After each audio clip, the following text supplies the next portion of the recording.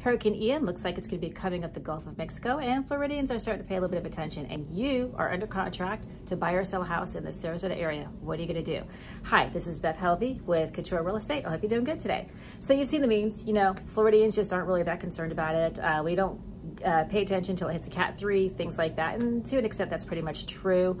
We were out getting pedicures, if you've seen the meme, dinner, beach, that sort of thing.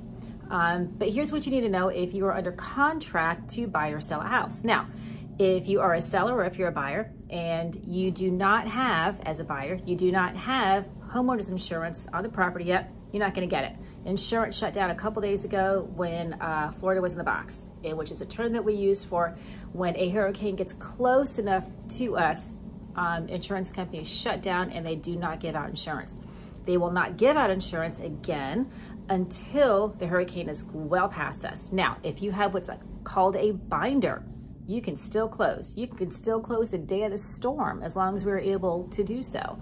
As long as you have that binder and you're good to go, and you will have insurance on the closing of your new house. Sellers, it doesn't hurt to ask your buyer's agent if they have insurance, okay? It doesn't hurt to ask that because there is a clause in the contract that the buyer can then extend closing if they were unable to get insurance. So this could mess you up time-wise too. Now, a couple other things you need to know, buyers and sellers. Now, we're going to get a storm here. If something happens, flying debris, power outages, rising waters, anything like this that does damage to the house, sellers, you must repair those damages even if you have an as-is contract. The type of contract you accepted, the type of contract your buyer wrote, does not make a difference. The property is to be conveyed from seller to buyer in the same condition under which it went into contract. So if you have a roof leak after this storm and you didn't have the roof leak when you went into contract, you've got to get that roof fixed. If your AC breaks, if you get any water damage, you have to fix it in order to close. And that is in the contract, even if you accepted an as-is contract. Now, there's a lot of things you can do about that. There's escrows, there's negotiations, there's things like that, but seller, you are still responsible to make sure the property is in the condition that it was in when you went into contract weeks or months ago. So you need to be paying attention to that. If you are due to close the day that the hurricane makes landfall or a day after, and there is no power here, or maybe the office that you were going to close out flooded or something like that, there is a built-in thing in the contract called force majeure, which is basically an act of God is what it's called. Hurricanes obviously fall under that.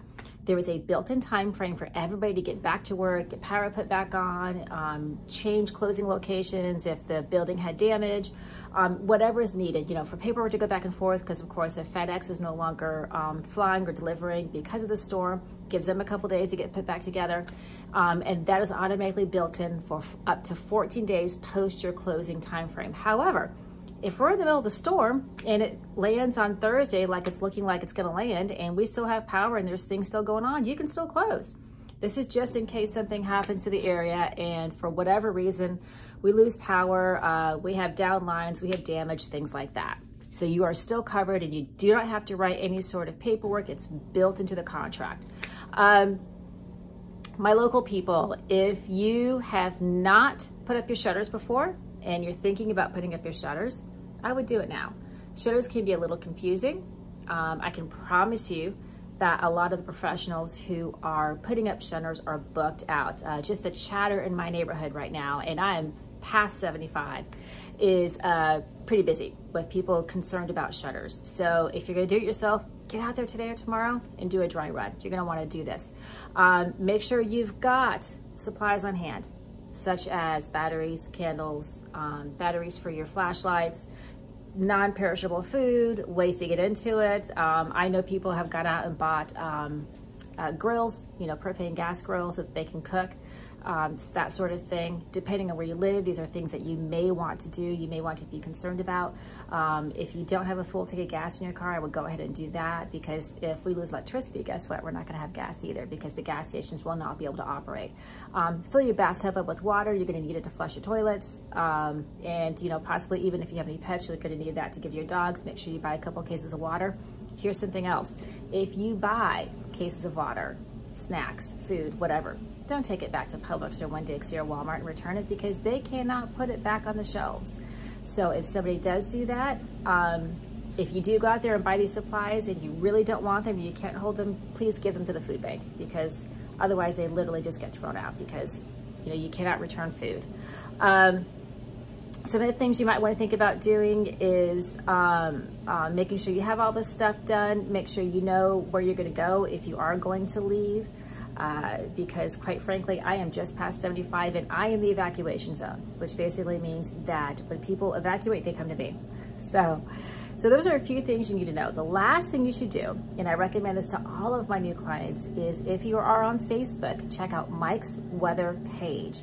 He does a lot of updates. As we get closer to the storm, he's going to be updating like every 30 to 60 minutes. He keeps track of it. He puts all the different organizations' plans up and all the spaghetti models. I think his website is spaghettymodels.com. And he has a lot of good information on there. So it's a really great way to follow along, especially if you don't have cable like so many of us do. So stay safe out there, pay attention out there. Even if Sarasota and Manatee doesn't make landfall, we're still gonna have a pretty good amount of wind and rain. And if you're not used to it, just stay home. Those of us that are used to it, we should probably stay home too, and a lot of us will, but there are still gonna be some people who, first responders, going to work, things like this. So just stay off the roads if you can. Anyway, this is Beth Helvey with Couture Real Estate. If you get the opportunity to get outside and get some sunshine before the storm hits, I encourage you to do so. Wear your sunscreen, drink a lot of water, and stay safe this week. Talk to you later. Bye.